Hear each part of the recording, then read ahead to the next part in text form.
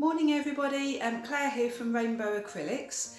I've got something slightly different this morning. I was contacted by a lady who's already had a commission piece from me and she'd like another one. She saw a recent clip that I put on my Facebook page about this painting. I put this on just a few days ago. She really liked it. She wanted to know if it was up for sale. Unfortunately, this painting sold straight away. It's already been taken. So she would like me to do another painting very similar to this. So I'm going to use all the same colours. I'm going to be using a slightly larger canvas. This one is 18 by 24 inches gallery wrapped canvas. The colours that I used for the previous pour, Payne's grey. I'm using iridescent lime green colour from Pebeo. Monte Marte ultramarine blue. The Payne's grey is Pebeo Studio Acrylics. Turquoise, iridescent by Pebeo Studio Acrylics. And then gold, which is another Monte Marte colour. I've mixed all of my paints with floetrol. The floetrol I get is British, it's from the UK. It seems to be a lot thicker than the floetrol used from other countries, Australia, America, floetrol. So the way I've mixed it with 2 parts floetrol, 1 part paint, and then about 1.5 to 2 parts water. The metallic paints seem to be slightly thicker, so I've gone for 2 parts water when I'm mixing the metallics, the iridescent paints, but 1.5 parts water mixing the non-metallic paints. So this is going to be very interesting to see if I can replicate a previous painting that I've done. I'm going to layer the colours in exactly the same way. I've just rewatched the video when I filmed the first painting. So I'm going to layer it in exactly the same way. I'm going to do design a similar shape. I'm going to blow it out in exactly the same way. The only difference is that it's a larger canvas this time. So it'll just be really interesting to see the result, to see how it turns out. So let's get started. Just finished mixing up my white paint. I've used Amsterdam paint and you can see it's lovely and runny. Has to be really runny paint in order for it to flow when the hairdryer blows the paint around. So I think I'm now happy with that consistency. It just pours off the stick. You might notice on my canvas, I don't know if you can see this, that there's some slightly darker patches on here. That was because when I got the canvas out this morning, the canvas was very floppy. So I just splashed the back with water and just very gently just spread it around and it just tightens it up. So it's now nice and bouncy again. I'm going to add some white, add my base.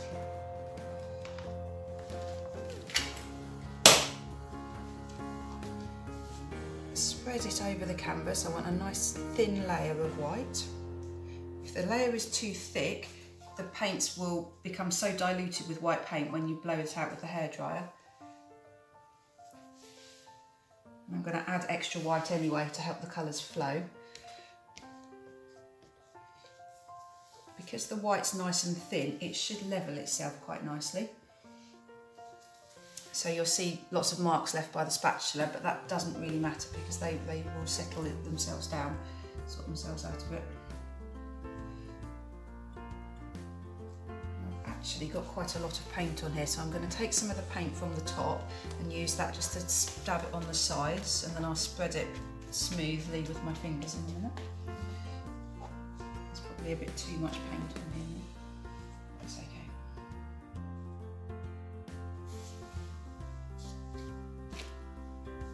To make sure the edges are really well covered so that when the paint blows over the edge of the canvas, it will flow down and create a really nice dripping look on the edges. Yep, so my edges are nicely covered. I can feel they're covered well. And then I'm just going to roughly smooth this over again. So I'm going to burst the air bubbles with my blowtorch. I've only just mixed this paint up, so there's quite a lot of air bubbles in it.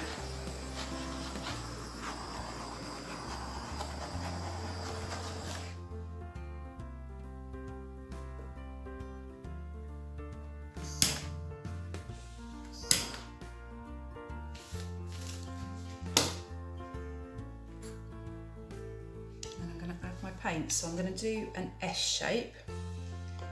So as I said, I'm going to try and replicate the original painting as much as possible. I'm going to start with the darkest colour, the Payne's grey. Try and alternate colours from light to dark. So dark Payne's grey, much lighter iridescent turquoise. And I found recently that if I do squiggles instead of just straight lines on top of each other, the individual colours seem to stand out better in the finished painting. So I think if you look back at the original video, I think I layered them all straight on top of each other in a perfectly straight line, and then I just wiggled the gold on top, but I'm preferring at the moment wiggling them all. And also by doing that, you actually get more paint on the canvas.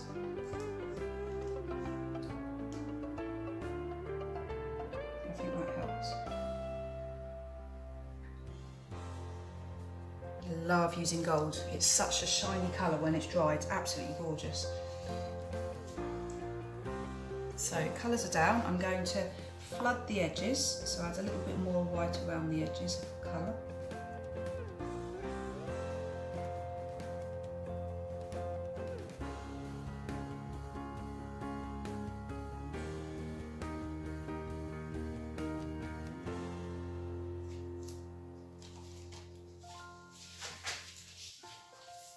I'm going to gently blow the white over the colours. That will start the colours mixing a bit.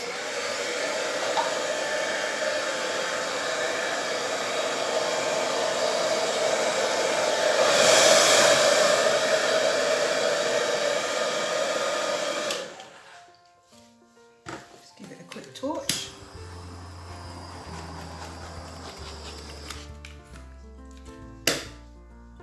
Wow, look at that patch of cells. It's gorgeous. Shame I'm about to destroy it. Right, wish me luck. Really hope this goes well.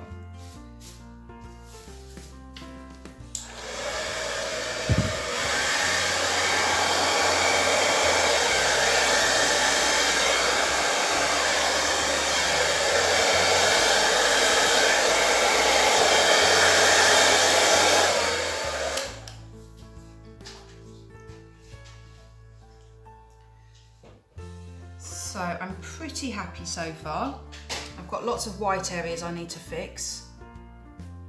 And I can see as I'm leaving it, as time is passing, I can see the cells popping through, I can see more colours coming through. It's amazing, you blow it out, but then the painting just develops before your eyes.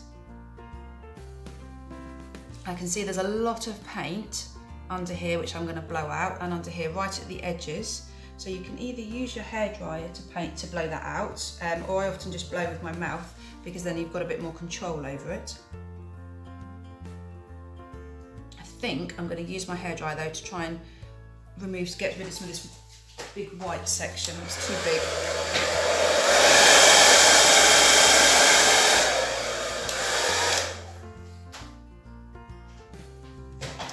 That didn't really work, so I might end up adding a bit more colour. I'm going to blow the rest out with my mouth and just see how it goes.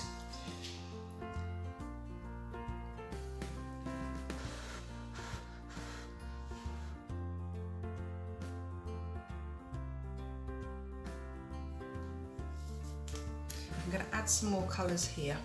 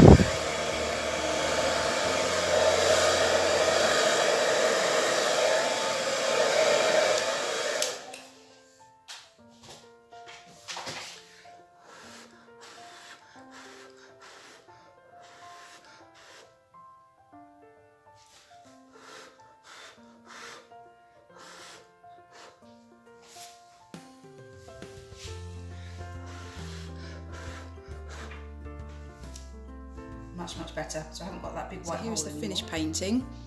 Sorry about the lights above, they're making it really glary, but I'll show you what it's like while it was still wet. I'm going to go in for a close-up. I'm really happy with the amount of gold that's showing through. I left the gold on top when I poured the paints on. That means that the gold will be the most visible colour.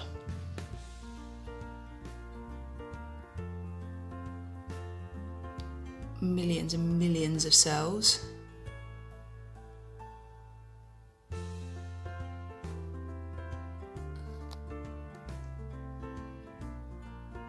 I love the way you get these vertical lines, these streaks of colour, and then all the cells explode at the top. That was that extra section of paint I added in. Really think that helps the painting, it helps the whole composition, so we don't have that hole left at the side.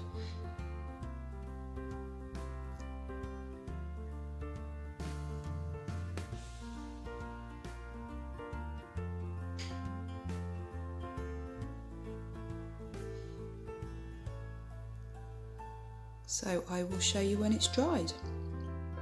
So here is the dry result. I'm really happy with it. It looks quite different from the original. It's quite a lot lighter, but I just think that works really well. So I'm going to go in for a close-up to show you what it looks like.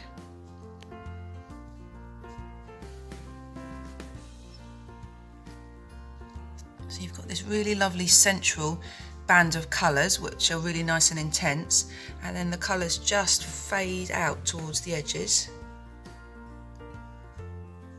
And I don't know if you can see all the little bits of gold in this, they just shimmer beautifully, and when I varnish it that will show up even more.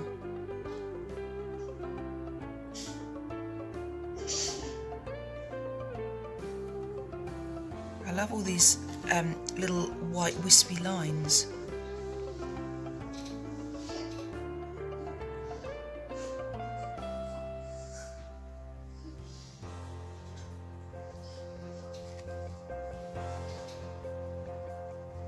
So I'm really happy with this. I really like the way it's turned out.